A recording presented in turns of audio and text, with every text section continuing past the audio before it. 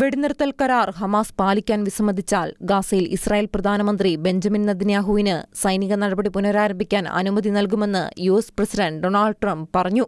ഞാനൊരു വാക്കു പറഞ്ഞാൽ ഇസ്രായേൽ വീണ്ടും ആ തെരുവുകളിലേക്ക് ഇറങ്ങും. ഹമാസ് നിരായുധീകരണം നടപ്പാക്കണം. ആ ഉദ്യമത്തിൽ ഇസ്രായേലിന് എല്ലാ പിന്തുണയും നൽകും. ഹമാസിനെ ആയുധമുക്തമാക്കാൻ യുഎസ് സൈന്യത്തിന്റെ ആവശ്യമില്ലെന്നും ട്രംപ് പറഞ്ഞു.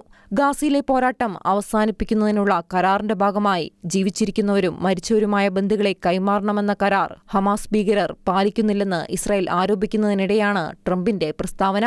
ട്രംപിന്റെ 20-ദിന സമാധാന പദ്ധതിയുടെ 4ാമത്തെ വ്യവസ്ഥ പ്രകാരം കരാർ അംഗീകരിച്ച് 72 മണിക്കൂറിനുള്ളിൽ ജീവനോടെയും മരണപ്പെട്ടതുമായ എല്ലാ ബന്ധുക്കളെയും ഹമാസ് തിരികെ നൽകണം. ജീവിച്ചിരിക്കുന്ന ഇസ്രായേലി ബന്ധുക്കളിൽ 20 പേരെയും ഹമാസ് ഇസ്രായേലിന് തിരികെ നൽകി. എന്നാൽ ഹമാസ് ഇന്ന് കൈമാറിയ 2 ബന്ധുക്കളുടെ മൃതദേഹങ്ങൾ ഉൾപ്പെടെ ആകെ 10 പേരുടെ മൃതദേഹങ്ങൾ മാത്രമാണ് ഇതുവരെ കൈമാറിയത്. ഇവരിൽ ഒരാൾ ഇസ്രായേലി ബന്ദിയല്ലെന്നും സൈന്യം സ്ഥിരീകരിച്ചിട്ടുണ്ട്. ഗാസ ഭരിക്കുന്നതിൽ ഹമാസിന് ഒരു പങ്കും ഉണ്ടാകരുതെന്നും അത് കൃത്യമായി ഉറപ്പാക്കണമെന്നും ട്രംപിന്റെ സമാധാന പദ്ധതിയിൽ നിർദ്ദേശിച്ചിരുന്നു.